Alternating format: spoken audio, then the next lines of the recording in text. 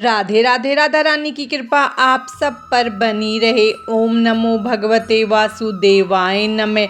आज हम माघ मास का तीसरा अध्याय सुनेंगे, तो चलिए हम अपना अध्याय शुरू करते हैं। राजा दिलीप ने पूछा, ब्राह्मण ब्रह्मऋषि भृगु ने किस समय मणि पर्वत पर विद्याधरों को धर्मोपदेश किया था, बताने की कृपा करे। वशिष्ठ जी बोले, राजन, प्राचीन काल में एक समय 12 वर्षों तक वर्षा नहीं हुई। इससे सारी प्रजा उद्गीन और दुर्बल होकर 10 दिशाओं में चली गई। उस समय हिमालय और विंध्या पर्वत के बीच का प्रदेश खाली हो गया। स्वाहा, स्वधा, वष्टकार और वेद अध्ययन सब बंद हो गए। समस्त लोकों में उपद्रव होने लगा। धर्म का तो लोप ही हो गया था, प्रजा का भी अभाव हो गया। भूमंडल पर फल फूल, अन्न और पानी की बिल्कुल कमी हो गई। उन दिनों नाना प्रकार के वृक्षों से आच्छादित नर्मदा नदी के रमणीय तट पर महर्षि भृगु का आश्रम था। वे उस आश्रम से शिष्यों सहित निकलकर हिमालय पर्वत की शरण में गए। वहाँ कैलाशगिरी के पश्चिम में मणिकूट नामक पर्वत है, जो सोने और रत्नों का ही बना हुआ है। उस परम रमणीय श्रेष्ठ पर्वत को देखकर अकाल पीड़ित महर्षि भृगु का मन बहुत प्रसन्न हुआ और उन्होंने वहीं अपना आश्रम बना लिया। उस मनोहर शैल पर वनों और उपवनों में रहते हुए सदाचारी भृगु जी ने दीर्घ काल तक भारी तपस्या की। इस प्रकार जब महर्षि भृगु जी वहां अपने आश्रम पर निवास कर रहे थे, एक समय एक विद्याधर अपनी पत्नी के साथ पर्वत से नीचे उतरा। वे दोनों मुनि के पास आए और उन्हें प्रणाम करके अत्यंत दुखी हो एक ओर खड़े हो गए। उन्हें इस अवस्था में देख ब्रह्मऋषि ने मधुर वाणी से पूछा, विद्याधर, प्रसन्नता के साथ बताओ, तुम दोनों इतने दुखी क्यों हो? विद्याधर ने कहा, द्विजश्रेष्ठ, मेरे दुख का कारण सुनिए। मैं पुण्य काल का फल पाकर देवलोक में गया। वहाँ देवता का शरीर, दिव्य नारी का सुख और दिव्य भोगों का अनुभव प्राप्त करके भी मेरा मुंह बाघ का सा हो गया। न जाने यह किस दुष्कर्म का फल उपस्थित हुआ है।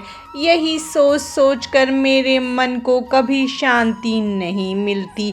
ब्राह्मण, एक और भी कारण है जिससे मेरा मन व्याकुल हो रहा है। यह मेरी कल्याणमयी पत्नी बड़ी मधुर भाषिणी तथा सुंदरी है। स्वर्गलोक में शील, उदारता, गुण समूह, रूप और यौवन की संपत्ति द्वारा इसकी समानता करने वाली एक भी स्त्री नहीं है। कहाँ तो यह देवमुखी सुंदरी रमणी और कहाँ मेरे जैसा व्याघ्र मुख पुरुष। ब्राह्मण, मैं इसी बात की चिंता करके मन ही मन सदा जलता रहता हूँ। भृगु जी ने कहा, विद्याधर श्रेष्ठ, पूर्व जन्म में तुम्हारे द्वारा जो अनुचित कर्म हुआ है वह सुनो। निषिद्ध कर्म कितना भी छोटा क्यों न हो, परिणाम में वह भयंकर हो जाता है। तुमने पूर्व जन्म में माघ के महीने में एकादशी को उपवास करके द्वादशी के दिन शरीर में तेल लगा लिया था। इससे तुम्हारा मुंह व्याघ्र के समान हो गया। पुण्यमयी एकादशी का व्रत करके द्वादशी को तेल का सेवन करने से पूर्व काल में ईलानंदन पूर्वा को भी कुरूप शरीर की प्राप्ति हुई थी। वे अपने शरीर को कुरूप देख उसके दुख से बहुत दुखी हुए और गिरिराज हिमालय पर जाकर गंगा जी के किनारे स्नान आदि से पवित्र हो प्रसन्नता पूर्वक कुशा आसन पर बैठे। राजा ने अपनी संपूर्ण इंद्रियों को वश में करके हृदय में भगवान का ध्यान करना आरंभ किया। उन्होंने ध्यान में देखा। भगवान का श्री विग्रह नूतन नीले मेघ के समान श्याम है। उनके नेत्र कमल दल के समान विशाल है। वे अपने हाथों में शंख चक्र गदा और पद्म धारण किए हुए हैं। उनका श्री अंग पीतांबर से ढका हुआ है। वक्ष स्थल में कौस्तुभ मणि अपना प्रकाश फैला रही है तथा वे गले में वनमाला धारण किए हुए हैं। इस प्रकार श्री हरि का चिंतन करते हुए राजा ने प्राण वायु के मार्ग को भीतर ही रोक लिया और नासिका के अग्रभाग पर दृष्टि जमाए हुए कुंडलिनी के मुख को ऊपर उठाकर स्वयं सुषुम्ना नाड़ी में स्थित हो गए। इस प्रकार 1 मास तक निराहार रहकर उन्होंने दुष्कर तपस्या की। इस थोड़े दिनों की तपस्या से ही भगवान संतुष्ट हो गए। उन्होंने राजा के 7 जन्मों की आराधना का स्मरण करके उन्हें स्वयं प्रकट हो प्रत्यक्ष दर्शन दिया। राजा पुरवा से कहा, हे राजन, आंखें खोलो, मैं तुम्हारी भक्ति से अति प्रसन्न हूँ।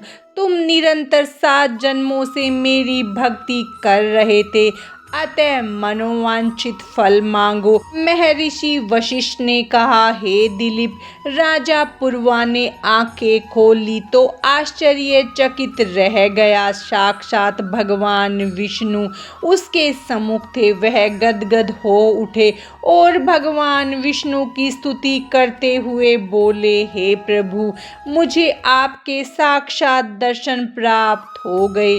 मुझे यही वरदान दे कि मैं काम, क्रोध, मद, लोभ त्याग कर आपकी भक्ति में लीन रहूं। भगवान विष्णु ने एवं मस्तु कहा और राजा के ऊपर अपने शंख से अमृत जल छिड़का। भगवान विष्णु के वरदान स्वरूप राजा पुरवा का शरीर अति सुंदर तथा कांतिमय हो गया। वह रूप इतना मनोहर था जिससे देवलोक की नायिका उर्वशी भी आकृष्ट हो गई और उसने पुरवा को पति रूप में प्राप्त करने की अभिलाषा की। इस प्रकार राजा पुरवा भगवान से वरदान पाकर कृतकृत्य हो अपने नगर में लौट आए। माघ मास का 3रा अध्याय समाप्तम। भगवान श्री हरि विष्णु और माता लक्ष्मी की कृपा आप सब पर सदा बनी रहे। राधे राधे।